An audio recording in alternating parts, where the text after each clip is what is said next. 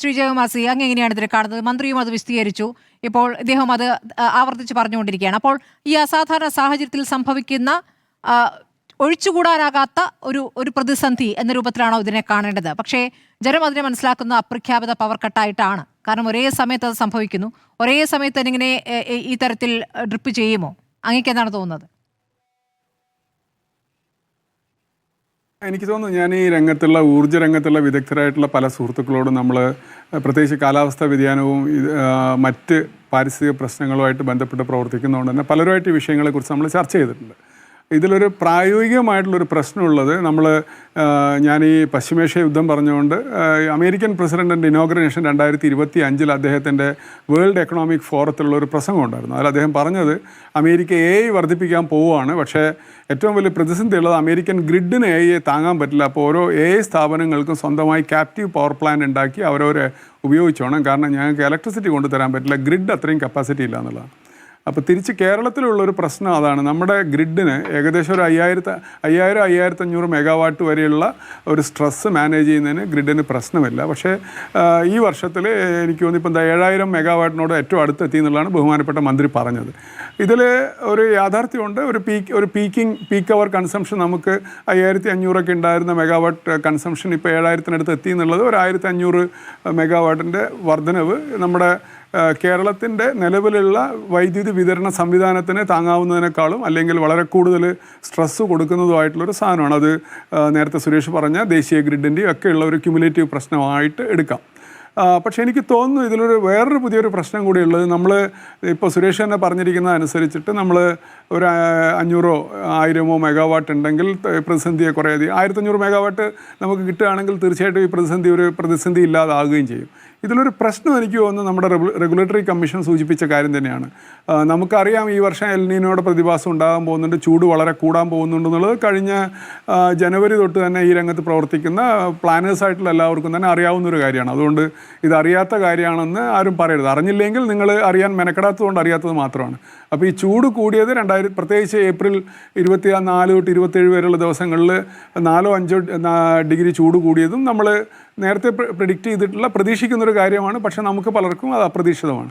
അപ്പോൾ ഇതിലൊരു പ്രശ്നമുള്ളത് regulatory commission തന്നെ പറഞ്ഞ കേരളത്തിൽ ഇപ്പോൾ നമുക്കൊരു പ്രതിസന്ധിയുള്ളത്, പകൽക്കാലത്ത് സോളാർ വൈദ്യുതി ഉൽപ്പാദനത്തിൻ്റെ ഭാഗമായിട്ട് ഗ്രിഡിലേക്ക് ധാരാളം വൈദ്യുതി വരികയും വൈകുന്നേരം പീക്ക് അവേഴ്സ് ആകുമ്പോഴേക്കും നമുക്ക് വൈദ്യുതി ആവശ്യത്തിന് ദേശീയ ഗ്രിഡിൽ നിന്നോ മറ്റ് ഇതിൽ നിന്നോ നേരത്തെ സുരേഷ് സൂചിപ്പിച്ച പോലെ വാങ്ങാൻ പോലും ഇല്ലാത്തൊരവസ്ഥയുണ്ട്. അപ്പോൾ ഇന്ത്യയിൽ മൊത്തം തന്നെ ഈ സോളാർ ഇലക്ട്രിസിറ്റിയുടെയൊക്കെ ഉൽപ്പാദനം വളരെ കുതിച്ചു ചാടുകയും അതിൻ്റെ ഇമ്മീഡിയറ്റ് എഫക്റ്റ് ഉള്ളത് പീക്കിംഗ് അവേഴ്സിലേക്ക് നമുക്ക് ആവശ്യത്തിന് ഇലക്ട്രിസിറ്റി ഇല്ലാതെ വരുന്നു എന്നുള്ളതാണ്.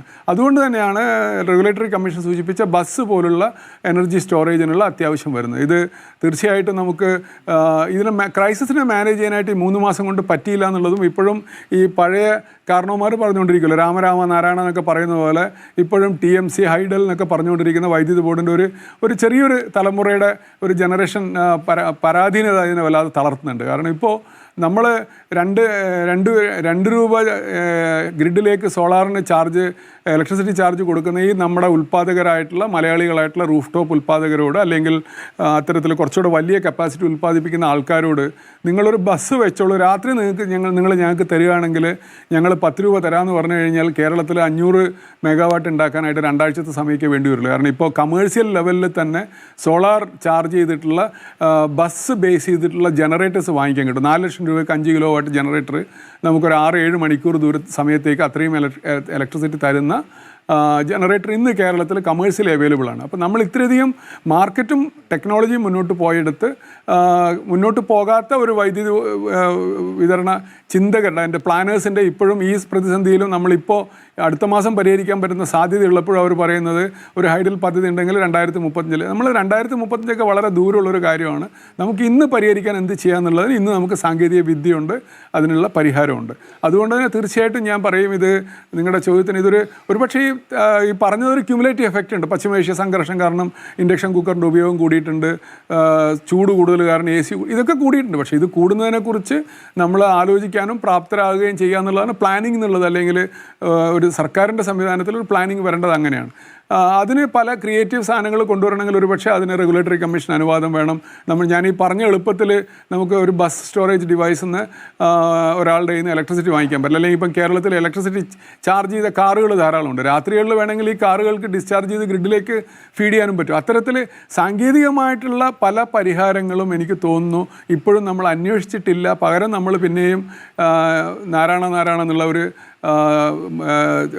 നാമജപത്തിലേക്ക് പോകുന്നു എന്നുള്ളതാണ് സാങ്കേതികമായിട്ട് ഈ വൈദ്യുതി പ്രതിസന്ധിയുടെ ഒരു പ്രധാന കാരണം എന്നുള്ളതാണ് എനിക്ക് തോന്നുന്നത്. ഈ റെഗുലേറ്ററി കമ്മീഷൻ KSCBയെ വിമർശിച്ച കാര്യം അത് ശരി തന്നെയാണെന്നുള്ളതാണ് അങ്ങയുടെ അഭിപ്രായം അല്ലേ? ഈ പകൽ സമയത്ത് വൈദ്യുതി പാഴാകുന്നു എന്നുള്ള കാര്യം തീർച്ചയായിട്ടും അത് മാത്രമല്ല, പാലക്കാടൊക്കെ എനിക്ക് തോന്നുന്നു ഇലക്ട്രിസിറ്റി ബോർഡുമായി ബന്ധപ്പെട്ടുകൊണ്ട് തന്നെ ഇത്തരത്തിലൊരു ബസ്സിൻ്റെ സ്റ്റോറേജ് സംവിധാനത്തിനെ മെച്ചപ്പെടുത്താനും ഉള്ള സംവിധാനങ്ങൾ കേരളത്തിൽ നല്ല ശ്രദ്ധയോടെ പ്രവർത്തനങ്ങൾ നടക്കുന്നുണ്ട്. ഞാനതിൽ നടക്കുന്നതിന് KSCBയെ അനുമോദിക്കുകയും ചെയ്യും. കാരണം ഒരു അതിൽ കുറച്ച് പേരെങ്കിലും ഇത്തരത്തിലൊരു മുന്നോട്ട് പോകാനുള്ള സാധ്യത നോക്കുന്നത്. അത് കേരളത്തിൽ എനിക്ക് തോന്നുന്നു ഈ നമ്മുടെ ഒരു 1000-1500 മെഗാവാട്ടോളം സോളാർ പുറപ്പുറ ഉൽപ്പാദനത്തിന് അത് ബാറ്ററി എനർജി സ്റ്റോറേജിലേക്ക് മാറ്റി ഈ പകൽ നേരത്ത് 2 രൂപ കൊടുക്കുന്നതിന് പകരം രാത്രി 8 രൂപ കൊടുക്കാമെന്ന് പറഞ്ഞു കഴിഞ്ഞാൽ നമുക്ക് കേരളത്തിൻ്റെ ഇപ്പോഴത്തെ പ്രതിസന്ധി പരിഹരിക്കാൻ പറ്റും. കുറച്ചും കൂടെ മുന്നോട്ട് നോക്കുകയാണ് തീർച്ചയായിട്ടും നമ്മുടെ ഗ്രിഡുകളുടെ കപ്പാസിറ്റി 5500-ൽ നിന്ന് ഒരു 7500-800-ലേക്ക് മാറ്റേണ്ടി വരും. കാരണം നമ്മുടെ കൺസംഷൻ പ്രത്യേകിച്ച് ഈ AI ബേസ്ഡ് ഇൻഫോ പാർക്കുകളും ഒക്കെ കൂടുമ്പോഴേക്കും നമുക്ക് കുറച്ചും കൂടെ കൺസംഷൻ കൂടും. അതുകൊണ്ട് തന്നെ ഗ്രിഡിൻ്റെ കപ്പാസിറ്റി കൂടേണ്ടതുണ്ട്. പക്ഷേ അതൊരു 1-2 വർഷം കൊണ്ട് ചെയ്യാൻ പറ്റുന്ന കാര്യമുള്ളൂ. ഇത്തരത്തിലുള്ള ഒരു ന്യൂ ജനറേഷൻ തിങ്കിങ്ങിലൂടെയുള്ള പുതിയ ടെക്നോളജി ഉപയോഗിച്ചിട്ടുള്ള സംവിധാനങ്ങളിൽ ഒരുപക്ഷെ നമ്മുടെ ഇപ്പം വയനാട് പോലെ എപ്പോഴും വോൾട്ടേജ് കുറവുള്ള സ്ഥലങ്ങളിൽ പോലും ഇത്തരത്തിലുള്ള പ്രാദേശികമായിട്ടുള്ള ബസ് സംവിധാനങ്ങൾ വരികയാണെങ്കിൽ പ്രാദേശിക വോൾട്ടേജിൻ്റെ കുറവ് കൂടെ ഓഗ്മെൻറ്റ് ചെയ്യാനും നല്ല രീതിയിലുള്ള ഇലക്ട്രിസിറ്റി ഉൽപ്പാദനവും വിതരണവും ആക്കാൻ പറ്റുന്നുള്ളതാണ് ഈ രംഗത്ത് KSCBയോട് തന്നെ ബന്ധപ്പെട്ട് പ്രവർത്തിക്കുന്ന പല വിദഗ്ധരുമായിട്ട് സംസാരിക്കുമ്പോൾ മനസ്സിലാക്കാൻ പറ്റും.